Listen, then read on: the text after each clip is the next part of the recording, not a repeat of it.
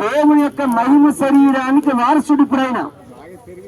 ఇప్పుడు పైడిరాజు గారు ఇప్పుడు ఎలా వారసుడు అయ్యారంటే, ఈ భూమి మీద ఉంటుండగానే తన పాపాలు వెతుకొని తను ఈ భూమి మీద జీవించిన కాలంలో ఏ తప్పిదము చేయకుండా భక్తిగా జీవించి తుది శ్వాస క్రీస్తులో విడిచాడు. అందుకే ఈ వ్యక్తి ఇప్పుడు ఏమవుతాడంటే దేవుని శరీరాన్ని సంతరించుకుంటాడు. మట్టి శరీరము నలుపవచ్చు, తెలుపవచ్చు, ఎరుపవచ్చు, మరొకటి అవ్వచ్చు. కానీ ఈ మట్టి శరీరం మట్టిలో కలిసిపోతుంది, ఆత్మకు దేవుడి శరీరం వస్తుంది.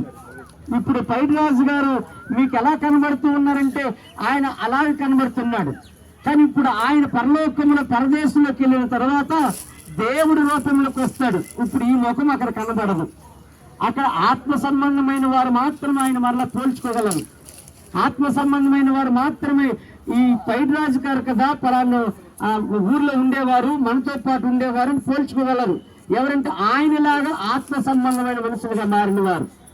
కాబట్టి ఈ యొక్క పైడిరాజు గారు ఇప్పుడు ఎక్కడికి పోతూ ఉన్నారు, ఎక్కడికి వెళ్ళారంటే ఎక్కడికి వెళ్ళలేదు. కానీ మట్టిలో శరీరం కలిసిపోయింది, ఆత్మ ఏమో దేవుళ్ళలో కలిసిపోయింది.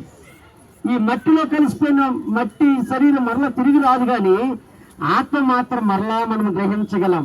మనము కూడా ఆత్మ దేవుణ్ణి ఆరాధించినప్పుడు దేవుడి గురించి రాయబడుతుంది, దేవుడు ఆత్మ కనుక ఆయన ఆరాధించేవారు ఆత్మతోనూ సత్యముతోనూ ఆరాధించండి. అలా ఆరాధించినప్పుడు మీరు పరలోకానికి వారసులు అవుతారంటుంది. కాబట్టి ఈ యొక్క కుమారుడు ఇప్పుడు పర సంబంధమైన వాడు.